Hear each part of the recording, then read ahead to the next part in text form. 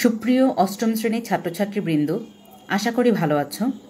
আজকে অনলাইন ক্লাসে আমাদের আলোচনার বিষয়বস্তু আমাদের পাঠ্য বইয়ের অধ্যায় 11 তথ্য উপাত্ত, যেখানে আমরা পরিসংখ্যান নিয়ে আলোচনা করে থাকি। আজকের ক্লাস শেষে আমরা যে বিষয় সম্পর্কে ধারণা লাভ করতে পারবো সেগুলো হচ্ছে পরিসংখ্যান কী তা বলতে পারবে, পরিসংখ্যানের কেন্দ্রীয় প্রবণতার পরিমাপগুলো ব্যাখ্যা করতে পারবে, কেন্দ্রীয় প্রবণতার পরিমাপগুলোর গাণিতিক সমস্যা সমাধান করতে পারবে। তার মানে আমরা আজকের ক্লাস শেষে পরিসংখ্যান কী সেটা সম্পর্কে ধারণা লাভ করতে পারবো, কেন্দ্রীয় প্রবণতার পরিমাপগুলো, গড়, মধ্যক, প্রচুরক, এই তিনটি জিনিস সম্পর্কে জানতে পারবো এবং এর প্রয়োগ শিখতে পারবো। তাহলে প্রথমে আমরা জানি পরিসংখ্যান কী। পরিসংখ্যান হলো ব্যবহারিক বা ফলিত গণিতের একটি শাখা। ফলিত গণিত কি? আমরা গণিতকে যখন কাগজে কলমে সীমাবদ্ধ না রেখে আমাদের বাস্তব জীবনে প্রয়োগ করতে পারবো, তাই হলো ব্যবহারিক বা ফলিত গণিত। যখন গণিতকে আমরা কোনো সংখ্যার মাধ্যমে প্রকাশ করব, তাই হচ্ছে আমাদের পরিসংখ্যান। তাহলে সাধারণত পরিসংখ্যান বলতে কোনো ঘটনা বা তথ্য বা বিষয়ের সংখ্যাকে বোঝায়। তাহলে যে কোনো পরিসংখ্যানকে বা কোনো ঘটনাকে যদি আমরা সংখ্যার মাধ্যমে প্রকাশ করি, তাই হচ্ছে আমাদের পরিসংখ্যান। এরপরে আমরা জানব কেন্দ্রীয় প্রবণতা।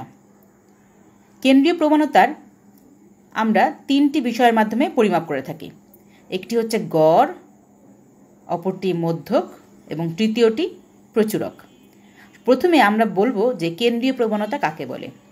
যখন কোনো পরিসংখ্যানের তথ্যগুলো কোনো একটি নির্দিষ্ট মানের দিকে বেশি তথ্য দেখাবে বা পুঞ্জীভূত হবে, তার মানে যখন পরিসংখ্যানের তথ্যগুলো তার কোনো একটা মানের দিকে কেন্দ্রীভূত হবে বা পুঞ্জীভূত হবে, তার সেই মানটাকে বলা হবে তার কেন্দ্রীয় প্রবণতার মান, যেগুলোকে বলা হয় গড় বলা যেতে পারে, মধ্যক বলা যেতে পারে, প্রচুরক বলা যেতে পারে।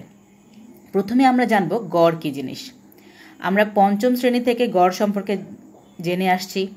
আমরা জানি গড় হচ্ছে এক জাতীয় কতিপয় রাশির সমষ্টিকে উক্ত রাশিগুলোর মোট সংখ্যা দ্বারা ভাগ করলে আমরা যে ভাগফল পাবো তা হচ্ছে গড়। আমরা পরবর্তীতে একটি সমস্যা সমাধানের মাধ্যমে গড়টাকে আরও বিস্তারিত বোঝানোর চেষ্টা করব। তাহলে আমরা কি দেখলাম? আমরা যদি এক জাতীয় কতগুলো রাশি নিই, রাশি নিয়ে যদি সেগুলোকে যোগ করার পরে মোট কতটি রাশি নিয়েছিলাম সেই সংখ্যা দ্বারা ভাগ করলে আমরা পেয়ে যাব গড়। এরপর আসা যাক মধ্যক। লক্ষ্য করি মধ্যক কাকে বলে।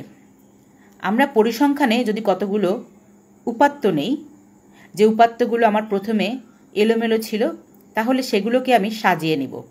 সাজিয়ে নেওয়ার পরে ওই উপাত্তের যে মান দ্বারা আমি আমার পুরো উপাত্তকে সমান দুই ভাগে ভাগ করতে পারবো, সেই মানই হলো মধ্যক। তাহলে কি বলা যায়? উপাত্তগুলোকে মানের ক্রমানুসারে সাজিয়ে উপাত্তের মধ্যবর্তী সংখ্যা দুটির যোগফলকে 2 দিয়ে ভাগ করলে যে মান পাওয়া যায় তাকে মধ্যক বলে। তোমরা লক্ষ্য করবে তোমাদের পাঠ্য বইতে উপাত্তের সূত্র আছে, যেখানে বলা হয়েছে যদি কোনো উপাত্তের সংখ্যা বেজোড় হয় তবে এর মধ্যক হবে n/2 যোগ 1তম পদের মান। আবার কোনো উপাত্তের সংখ্যা যদি বেজোড় হয় তবে সেই উপাত্তের মধ্যক জোড় হয়। আমি আবারও বলছি, যদি কোনো উপাত্তের সংখ্যা যদি জোড় হয় তবে এর মধ্যক হবে n/2 যোগ 1 ও n/2তম পদের গড়ের মান। এরপরে আসি প্রচুরক। প্রচুরক কি? কোনো উপাত্তে যে সংখ্যাটি সবচেয়ে বেশিবার উপস্থাপিত হয় তা উক্ত উপাত্তের প্রচুরক।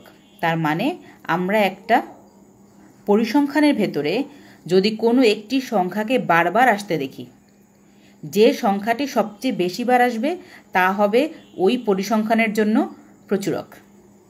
তাহলে আমরা এখন একটি প্রয়োগ দেখতে পারি।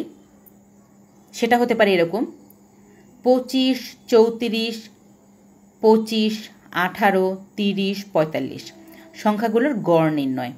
আমরা প্রথমেই বলেছি সংখ্যা গড় নির্ণয় করতে গেলে সবগুলো সংখ্যার যোগফল করতে হবে, তাকে ভাগ করতে হবে মোট কতগুলো সংখ্যা আছে।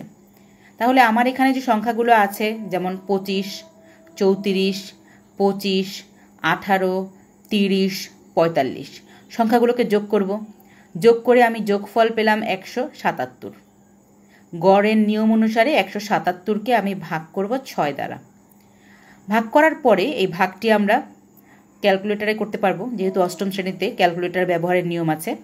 সেক্ষেত্রে আমার ফলাফল আসবে 29.5। তাহলে আমরা দেখলাম কিভাবে আমরা সূত্রের সাহায্যে গড় নির্ণয় করতে পারি। আমরা এরপরে এই সংখ্যাগুলোর ভেতরেই আমরা দেখব যে কোনো প্রচুরক আছে কিনা। আমরা জানি কোনো পরিসংখ্যানে বা কোনো উপাত্তে কোনো মান যদি একাধিকবার আসে, কোনো মান যদি একের অধিকবার আসে, তাহলে যে মানটি সর্বোচ্চ বার থাকবে তাই হচ্ছে তার প্রচুরক। দেখা গেল 25, 34, 25, 18, 30, 45 এই সংখ্যাগুলোর ভেতরে 25 আছে 2 বার, বাকি প্রতিটি সংখ্যাই একবার একবার করে আছে। তাহলে আমরা বলতে পারি 25 সংখ্যাটি বেশি বার আছে, অতএব 25 সংখ্যাটি প্রচুরক। 25 সংখ্যাটি প্রচুরক। তাহলে আমরা এভাবে করে আমাদের পরিসংখ্যানের উপাত্তগুলোকে, পরিসংখ্যানের অঙ্কগুলোকে বের করে নিতে পারি এবং পরিসংখ্যানের যে কেন্দ্রীয় প্রবণতার পরিমাপকগুলো আছে, যেগুলোকে আমরা গড়, মধ্যক, প্রচুরক এই হিসাবে হিসাব করে থাকি, সেভাবে করে আমরা দেখতে পারি। তাহলে এভাবে করে আমরা পরিসংখ্যানকে সাজিয়ে নিতে পারি। তাহলে আমরা বলেছিলাম যে পরিসংখ্যান হলো কতগুলো উপাত্তকে বা কোনো বাস্তবভিত্তিক ঘটনাকে আমরা যদি সংখ্যার মাধ্যমে প্রকাশ করি। দেখো আমাদের সামনে একটি চিত্র আছে, যে চিত্রতে আমরা দেখলাম যে আনুভূমিক বরাবর কতগুলো সংখ্যাকে ব্যাপ্তি আকারে দেখানো হয়েছে, আবার উলম্ব বরাবর 0 থেকে 9 পর্যন্ত কতগুলো সংখ্যাকে দাগ কেটে দেখানো হয়েছে। আমরা এই চিত্রটার মাধ্যমে আমরা বলতে পারি যে অষ্টম শ্রেণীর গণিতে ছাত্রছাত্রীরা কত নাম্বার করে পেল তার একটা পরিসংখ্যান। এখানে যদি দেখা যায় 35 থেকে 50 পেয়েছে 4 জন শিক্ষার্থী, 50 থেকে 65-র মধ্যে নাম্বার পেয়েছে 2 জন শিক্ষার্থী, 65 থেকে 80-র মধ্যে পেয়েছে 8 জন শিক্ষার্থী, 80 থেকে 95-র মধ্যে পেয়েছে 3 জন শিক্ষার্থী, 95 থেকে 100-র মধ্যে পেয়েছে 1 জন শিক্ষার্থী। তাহলে এখান থেকে আমরা দেখলাম যে এই পরিসংখ্যানের কেন্দ্রীয় প্রবণতাটা কী, তাহলে কোন মানের দিকে পরিসংখ্যানের উপাত্তগুলো বেশি জড়ো হলো। আমরা যদি চিত্রটা লক্ষ্য করি, কোন আয়তক্ষেত্রটার উচ্চতাটা বেশি, দেখা গেল যে 65 থেকে 80 এই যে ঘরটা, এই ঘরের আয়তক্ষেত্রটার ব্যাপ্তি বা উচ্চতা সবচেয়ে বেশি। তাহলে আমরা বলতে পারি এই ঘরটাই মূলত আমার কেন্দ্রীয় প্রবণতার ঘর। তাহলে বলা যায় যে এই 65 থেকে 80 এই শ্রেণী ব্যাপ্তির ভেতরে আমার গড় হতে পারে 8 জন শিক্ষার্থী সবচেয়ে বেশি নাম্বার পেয়েছে 65 থেকে 80।